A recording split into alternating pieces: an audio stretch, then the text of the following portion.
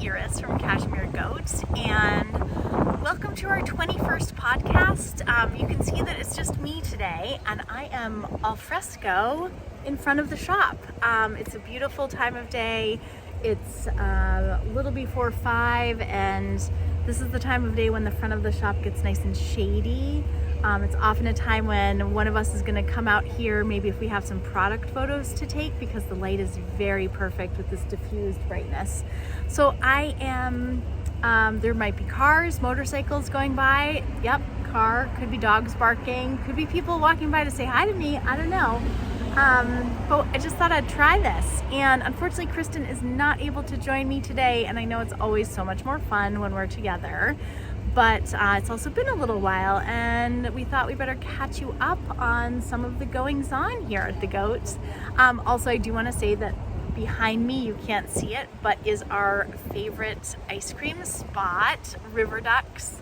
They have my favorite soft serve over there, but it's really great because sometimes the line is very long, but we can poke our head out of the front door of the shop and check out the length of the line. It's a little dangerous, actually. So what am I wearing today? I'm wearing the Mosscele, which I think I had in a previous episode. This is a free pattern with purchase, and I'll link to it down below. I decided to make mine out of Sonata Shima, which actually is on sale right now, great price. Sonata Shima is a cotton and silk blend. This looks like crochet, but it's actually knitting, and it's just a beautifully easy 2-row repeat kind of a pattern. The original pattern was written for a full shawl. I got kind of tired of the yarn after this long, and I find that it's a really cute little kerchief. So sometimes I wear it like this. Yeah, so that's fun. And I am working on the Kate Davies Goff Place Mystery Knit Along shawl. So I'm gonna show it, but if you're doing, we're doing clue 1 right now. We're getting ready to get clue 2 next week, I think. So I would love to show you, but if you're doing this yourself and you don't want a spoiler, then you should fast forward a little bit. And so are you ready? And I think we talked about in the last podcast how I just wasn't really feeling that jazzed about the colors I initially picked out. And I'm real jazzed about what's going on now. So, again, if you don't want spoilers, if you're knitting this shawl, go scamper away for a little minute and I'll call you back when it's safe to look again. But I am loving this. I am calling this my 1970s beach vibe shawl. I have no idea what part of the shawl. I mean, I can only assume it's the center back, but I have no idea. So the color palette is 1970s beach vibe. If it was a car, I believe it would be a Datsun. And maybe I'm dating myself with that, but I just love this so much. So what have I got? I've got Seven Sisters. This is Meridian in colorway Squash Blossom. I have also Seven Sisters. Oh my God. This is a special colorway that was a happy accident called Venus. Also Meridian by Karen of Seven Sisters, but just like look at that, it's so yummy. I also have On the Round. This is colorway Fireworks, and you can see it's like beautifully super speckly and kind of like little orangey bits, little light colored bits, little occasionally a blue bit, but it's like everything just goes so nicely without being too matchy match. And then my dark color is this Yaw Wool sock yarn. And also this is another Yaw Wool. So together, I just love this palette. You can see that I'm keeping my skeins tidy in all their cute little yarn cozies. These are the Pink Waffle yarn cozies. I love them. So I'm having the best time with it. Kristin is also doing this as well. She's got an entirely different palette. She's using Fino by Manos del Uruguay, which we just got in the full skeins, and it's just completely scrumptious. Her colorway, I would describe it as just this gentle, soothing palette There's a little bit of blue, some gray, some cream, a little bit of rosy pink, and it just feels relaxing even to look at it. And we're kind of obsessed with this. It's sort of, there's not a lot going on in terms of, it's garter stitch and you're doing some increases, but it's just really fun to change these colors, and yeah, we're addicted. And we've got a couple of other local goats who are participating and one remote goat. So we've kind of had a little bit of contact about this shawl. So leave a comment below if you're making it. We're finding it really fun. Can't wait to see that next clue. Okay, what else can I tell you? Well, we have been preparing for summer in a major way. We've been receiving amazing shipments of books. We've been receiving amazing shipments of yarn. We've been talking to yarn reps, as we mentioned. It was the Fiber Frolic this past weekend, and Kristin went both days. I heard that Saturday was super busy. Sunday was kind of the day to go if you didn't want to be in with the crowds. But Kristin came back with so much delicious Seven Sisters yarn, one of our main indie dyers that we just love so much.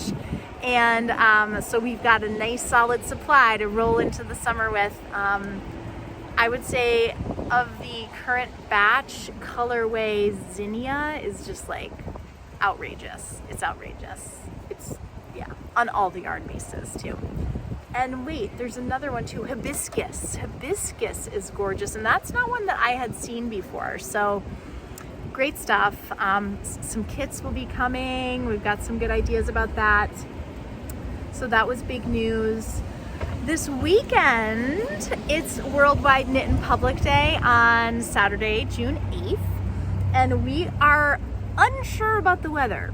We're hoping for pop-up tents right in this area here. If the weather's good. If the weather's iffy or icky, we will be knitting inside. So just come on down, drop in and knit on Saturday all day. We're open 10 to 5. And we may have, I don't know, there may be some fun little giveaways, but the point of this is that it's a day to raise awareness for our craft by knitting in public. So if you're a remote goat and can't get to us, if you find yourself knitting in public to celebrate the day, please take some sort of selfie or have somebody take a picture of you and either DM it to us in Instagram or tag us on Instagram or message it to us on Facebook, because we'd love to share your pictures of where your craft has taken you on Saturday and where you might find yourself knitting. So yeah, that's exciting. And we are getting ready to launch the second annual Finish Along.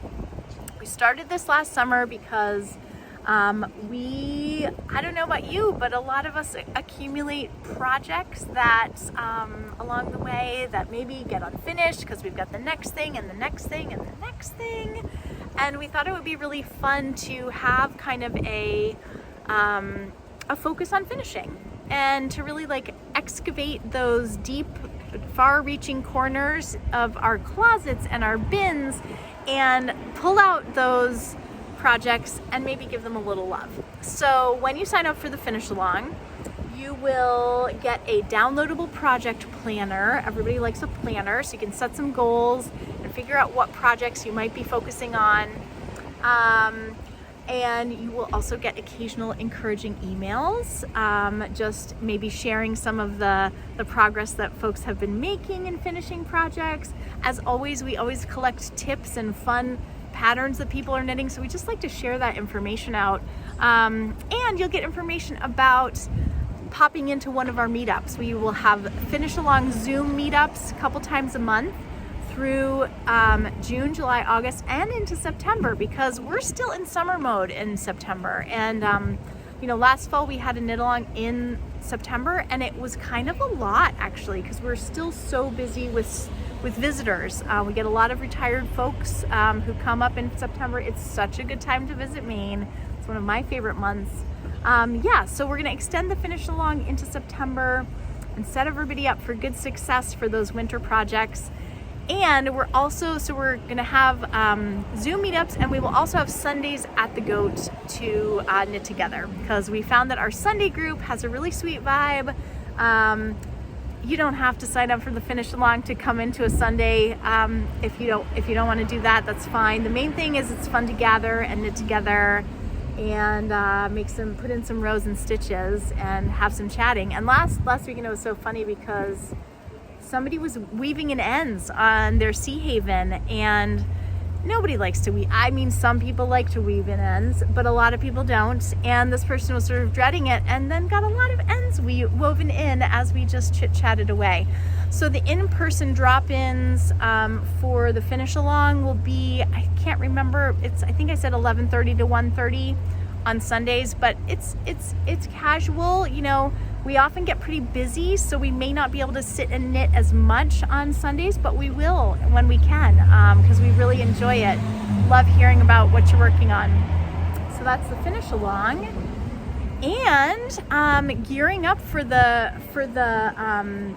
sailing cruise on the J&E Riggin in a few weeks. So we'll definitely have a few remote goats that are coming into town for that event. That's co-hosted with our store and Sawmill Creek Fiber Events with Mary, and it looks so relaxing and looks so beautiful. It's a focus on food and scenery and knitting. You'll get a special skein of yarn and a special pattern that's a surprise. We also have a few other goodies planned, and one of the really fun parts, and this is the part I've participated in before, is there's always a little pop-up shop on deck. So what happens is the cruisers all, the sailing folks all meet up with the captain on the night before they're gonna set sail, and you get your orientation to the boat, and then get to have your dinner on your own that night, and then come back and sleep on the boat.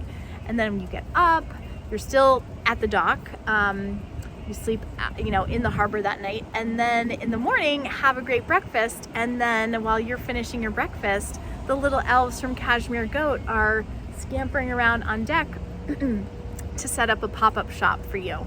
So it's always like super fun, super exciting, just to take the store to the boat. I did, I think, only once, maybe twice, maybe just once. And so we really focus on, we'll bring our main indie dyed yarns, our Seven Sisters are on the round. We'll bring a sort of handful of notions. We might bring some of the new books that we've stocked, maybe a few bags, us and bags, maybe some stitch stoppers, because we just got a whole bunch of new ones from Fox and Pine.